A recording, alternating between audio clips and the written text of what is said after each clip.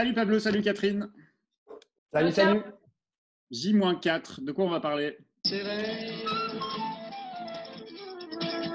Les journaux sont imprimés, les ouvriers sont déprimés.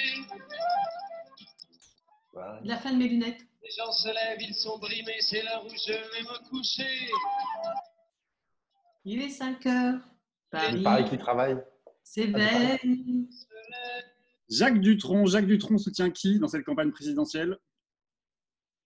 Fabien Roussel. C'est le sujet d'aujourd'hui. Ah bon? Ah oui. Ah bon? Jacques Dutronc appelle au roussellement dans cette élection présidentielle. L'occasion pour nous à J-4 et pas 4 heures s'éveille. Non, J-4, jour 4, avant le premier tour. On va se dire un mot de Fabien Roussel qui se stabilise dans les intentions de vote, voire descend un tout petit peu. Mais un mot sur cette campagne quand même des communistes. Est-ce qu'il a fait plutôt une bonne campagne? Au moins, on a entendu parler du Parti communiste. Beaucoup de communistes nous ont dit, d'ailleurs, dans la midinale, que la fierté communiste avait été retrouvée. Ils font bloc derrière leur candidat. Qu'est-ce que vous avez pensé de la campagne de Fabien Roussel, Catherine? Le premier objectif qui s'était fixé est atteint, c'est-à-dire de réapparaître dans le paysage politique et médiatique et d'être réidentifié. Ça, je pense qu'ils ont quand même réussi largement cette affaire, notamment avec un candidat qui apparaît plutôt sympathique. Je me disais qu'en 2002, c'était Besancenot qui avait été un peu l'irruption populaire dans la campagne. 2017, c'était Poutou. Et cette fois-ci, je pense que c'est Fabien Roussel qui représente un peu une façon d'être populaire et de parler de préoccupations populaires. Et d'ailleurs, il n'a pas la cravate dans sa profession de foi, comme Philippe Poutou. C'est les deux seuls qui ne mettent pas la cravate. Bon, bref, ça c'est anecdotique, mais en tout cas, ce que je veux dire, c'est qu'il incarne, il a réussi à être présent de façon sympathique, ce qui n'a pas toujours été le cas pour les candidats communistes. Là, il est plutôt heureux, sympa, enfin, le gars avec qui tu peux prendre une bière, là, comme il aime bien le raconter. Donc ça, c'est plutôt réussi. Je trouve qu'il a aussi à peu près réussi à s'identifier à quelques idées, ce qui n'est pas le cas de tous. Parce que je trouve que Yannick Jadot et Anne Hidalgo ont assez peu réussi de ce point de vue à être identifiés sur quelques propositions. Il a fortement marqué sur la question du nucléaire et sur la question de l'alimentation d'une façon générale. Il y a eu cette espèce de délire sur la viande, là.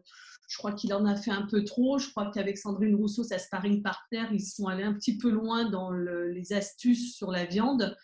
Sur le fond, ce que dit Roussel a été, je pense, entendu, c'est-à-dire une alimentation saine et puis la sécurité alimentaire. Enfin, tout ça, je pense que sur ces deux thèmes-là, je pense qu'il a été assez entendu.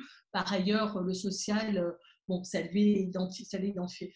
Bon, une fois qu'on a dit ça, on peut quand même voir que ça n'a pas complètement embrayé, probablement parce qu'il avait une forte concurrence à sa proximité immédiate, Jean-Luc Mélenchon, et pas seulement. Je pense que le fait qu'il soit entré en campagne en allant à cette manifestation de la police et en étant très agressif vis-à-vis des questions de laïcité, en contestant le wokisme, ce qui est complètement aberrant si on y pense, que d'entendre un communiste contester le fait qu'on prenne en compte les questions de discrimination, c'est juste insensé.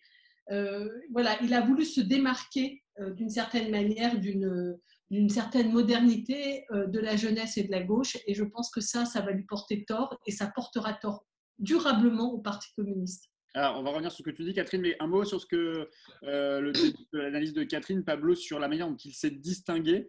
Alors, il a quand même les communistes ont fait la campagne de Jean-Luc Mélenchon en 2012 puis en 2017. Est-ce que véritablement il a fait la démonstration que sa candidature était légitime, qu'il offrait une autre voie à gauche que celle de Jean-Luc Mélenchon? Moi, je suis certain que sa candidature est tout à fait légitime, et je rejoins exactement ce qu'a dit Catherine. Moi, je mettrais l'accent sur un point, c'est-à-dire que les deux sujets que tu as identifiés, à la fois la question alimentaire ou de la sécurité alimentaire et la question du nucléaire, en fait, il a fait une proposition de résolution en fait, de ces problématiques en disant « moi, je suis pro-nucléaire, il faut investir dans le nucléaire, etc. » qui est une proposition qui est tout à fait valable, je pense, même d'un point de vue écologique. Et sa proposition sur la question de la sécurité alimentaire et de l'alimentation en général, elle est aussi tout à fait valable. En revanche, il a thésaurisé sur ces fractures pour en faire des éléments d'identification propres dans le cadre de la présidentielle. Et donc se pose la question en fait de la fracturation de la gauche qui va être issue en fait de ces choses dissensuelles qu'il a mis à jour. Parce que c'est ça aussi le problème, c'est que et sur la question nucléaire et sur la question de l'alimentation, pour ne prendre que ces deux questions, il n'a pas vraiment offert de porte d'entrée de porte d'entrée en fait pour une éventuelle résolution, pour un éventuel consensus, ou pour même dire bon bah voilà, on n'est pas d'accord sur le nucléaire. L'alimentation, je pense que l'alimentation, il en a fait un sujet, mais c'est pas un sujet de dissensus à l'intérieur de la gauche. Je suis d'accord, c'est un dissensus tout le monde artificiel. est d'accord sur ce qu'il a raconté. Voilà. Mais est-ce que ça veut dire que pour tous les deux, il y a eu une exagération des distinctions, des différences, y compris d'ailleurs sur des questions comme celle que vous venez de parler de l'alimentaire, la sécurité alimentaire? Moi, je pense que sur la sécurité alimentaire, oui. Sur le nucléaire, c'est pas nouveau. Le nucléaire, c'était déjà le cas le nucléaire, c'est déjà le cas en 2012 et en 2017.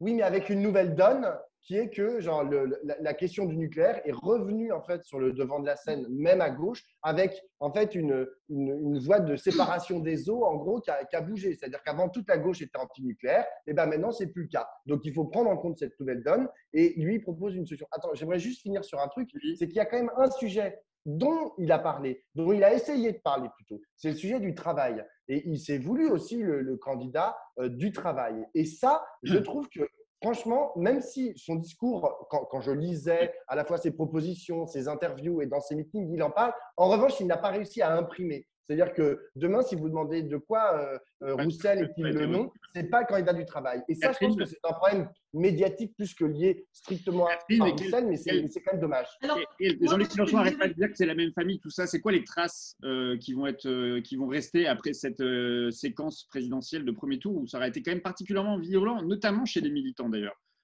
C'est quoi les traces? Il y a des échéances à venir, il y a les législatives, il y a tout ça quand même. Oui, je pense qu'il y avait beaucoup de ressentiment parmi les militants communistes sur l'histoire passée avec Jean-Luc Mélenchon et la France insoumise. Vous êtes la mort et le néant, ça, je dois dire que c'était resté un petit peu là. Et le sentiment de s'être fait quand même marcher dessus en 2012 et en 2017 en particulier. Je veux dire, en 2017, il faut se souvenir que Jean-Luc Mélenchon avait décidé que tout seul, on ne chanterait plus l'international, on ne porterait plus de drapeau rouge, on ne mettrait plus de badge du Parti communiste. Bref, les communistes ont été sommés de mettre dans leur poche tout ce qui distinguait leur histoire internationaliste et de longue durée et leur appartenance politique, tandis que la France insoumise, elle pouvait s'exprimer tout à loisir. Donc, je crois que il y avait vraiment quelque chose qui n'est pas passé et qui d'ailleurs explique que bien que le vote utile pour Jean-Luc Mélenchon fonctionne, il va fonctionner jusqu'au bout parce que tout le monde prend la mesure du danger de Marine Le Pen, mais que malgré tout, il y a quelque chose qui va rester ancré autour de Fabien Roussel. Il ne va pas disparaître du paysage. Ça va être un petit score. Moi, je ne pense même pas qu'il réussira à atteindre les 3,5-4%. Je pense que ça va lui être difficile parce qu'il y a cette pression du vote utile. Néanmoins, les militants communistes et les plus proches du Parti communiste vont rester attachés à dire « nous existons » et c'est très exagéré de penser que ce n'est qu'un problème d'appareil. Je veux dire, pareil que l'extrême gauche, quand elle vient défendre son point de vue avec 0,5 ou 1,5, ce n'est pas simplement pour défendre un appareil, c'est éventuellement pour défendre un point de vue. Et Fabien Roussel et les communistes défendent un point de vue qu'ils ont le sentiment, et à mon avis à raison, de ne pas avoir pu faire entendre pendant la relation avec Jean-Luc Mélenchon avant 2017, depuis 2017. Voilà. Ce que je voulais rajouter sur ce que dit Pablo sur le travail, moi, c'est plus que sur le travail, ce qu'il a apporté, à mon avis, c'est sur la question de la place des travailleurs. C'est-à-dire que ce que j'ai noté, c'est que Fabien Roussel, quand il y a une question, il dit on va réunir les travailleurs de l'entreprise et on va trouver une solution. C'est-à-dire que spontanément, la proposition de Fabien Roussel, c'est de se tourner vers les acteurs, les travailleurs. Et puis, c'est sûr qu'il met au cœur de son discours la question de la réindustrialisation et du retour de la production alimentaire ou industrielle en France. C'est surtout ça qu'il a. Et ça me paraît être une singularité. Je ne dis pas que les autres ne soient pas d'accord, mais je trouve que lui, il l'a exprimé de façon constante. Et en tout cas, moi, je l'ai entendu. Pablo, un dernier mot pour conclure. Le Monde a fait un papier pour expliquer que le PC aurait fait des accords, en tout cas un désaccord serait prêt à être soudé, ou en tout cas signé avec le Parti socialiste pour les législatives. Ce serait un changement de trajectoire, de direction pour le Parti communiste français?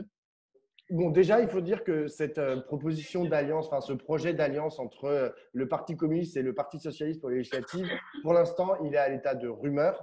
Je ne vois pas tellement pourquoi en fait, il se concrétiserait. Ce serait vraiment une rupture énorme par rapport à toute l'histoire en fait, du Parti communiste qui n'a jamais fait aux législatives d'alliance avec le Parti socialiste, d'alliance au niveau national. Je pense qu'il ferait bien d'aller plutôt voir les autres forces de gauche s'ils veulent faire des alliances. Ça, c'est la première chose. La deuxième chose, c'est que je pense que dans le cadre d'une recomposition en fait, de la gauche en général, il ne faut pas que les autres forces oublient en fait, la dimension communiste. Les communistes en fait, doivent être une des pierres en fait, du rassemblement, de l'alliance, je ne sais pas, vous l'appelez, de l'union populaire même. Tiens. S'il doit y avoir une union populaire de gauche, il faut que ça passe aussi par l'idée communiste. L'histoire du communisme, mais aussi leur expérience, l'expérience du communisme est quelque chose de trop important pour qu'on le néglige pour toutes les raisons qu'on a rappelées depuis le début de ce débrief. Allez, et finalement, peu importe le résultat des communistes à la fin, puisque c'est aussi le message qu'aura réussi à imposer Fabien Roussel dans cette campagne. Moi, je ne crois pas du tout que ce soit peu importe. Je pense que la question qui compte, c'est aussi de savoir si le résultat qu'ils font le met dans une dimension de relance et de prospective ou pas. Là, ils vont avoir un résultat qui va certainement les conforter sur le terrain de on existe, on est présent et on est relativement soudés, puisque malgré tout, Roussel va maintenir un résultat et que tout le monde ne va pas partir vers le vote utile, alors que la pression est très, très forte. Mais l'important, c'est aussi de savoir ce que représente ce que vient de dire Pablo, ce que représente le communisme, qu'est-ce qu'il a à apporter. Et je crois qu'il a des éléments qu'ils ont portés dans cette campagne, mais en se positionnant contre le wokisme, dans une présentation de la laïcité qui est assez fermée, en étant du côté de la police, etc., etc., je pense qu'il passe à côté des préoccupations contemporaines très importantes contre les discriminations, pour un monde plus égalitaire. Et moi, j'avoue que je ne comprends pas et je pense que c'est gravement préjudiciable pour eux. S'ils persistent dans cette direction-là, je ne crois pas qu'ils soient amenés à être une force expansive. Mais on verra, c'est à eux de décider. Allez, et salut aux communistes, s'ils nous regardent. Salut! Ciao, ciao. À demain, J-3.